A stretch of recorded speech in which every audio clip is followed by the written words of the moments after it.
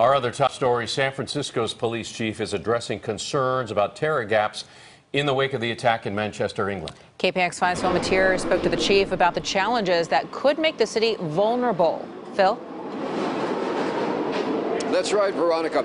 You know, all across America, police chiefs are grappling with how to make it safer for everyone. And sometimes they're coming across gaps that they didn't know were there or that they're working to fix.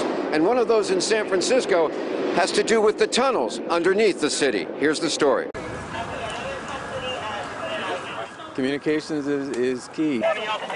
But they are despots, They are despots, throughout this city and regions. It's hard to believe in this high-tech age, but as former FBI agent and now KPIX security analyst Jeff Harp tells us, from his own first-hand experience, even something as basic as emergency radios working can still be a problem in a terror attack. I can tell you, as a former commander of the SWAT team, and we would do operations in and around the hilly areas of the city, which are most of the city, you have problems. It's tough to communicate. That is the Achilles heel for any kind of operation.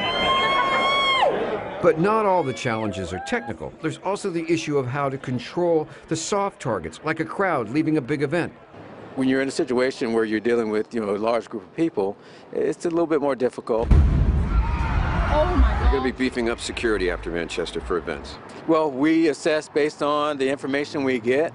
We do threat assessments on all events. There are legal and political challenges as well. For example, shortly after Donald Trump became president, San Francisco police opted out of the FBI Joint Terrorism Task Force. There were some concerns from various members in the community on our policies and our participation in the JTTF. What were those concerns? What was the First Amendment concerns mainly? They don't want you spying on people? Well, in a nutshell, First Amendment concerns. No, that's just not what happens. I mean, the FBI follows the laws. Is San Francisco putting itself at a disadvantage by not being on this force? Absolutely putting themselves at a disadvantage. Chief Scott says they're working on new guidelines to get the city back on the task force. We have to vet that out and make sure that we have policies in place that are legitimate in the eyes of the community. Now, meanwhile, back at the tunnels, the police are using an alternate system. They're patching their way through Muni and BART's own communication system when they're down here. But they hope to have a whole system up and running by the end of the year. It's going to cost about $78 million, but they've already committed to spending it. In San Francisco, Phil Matier, KPIX 5, back to you.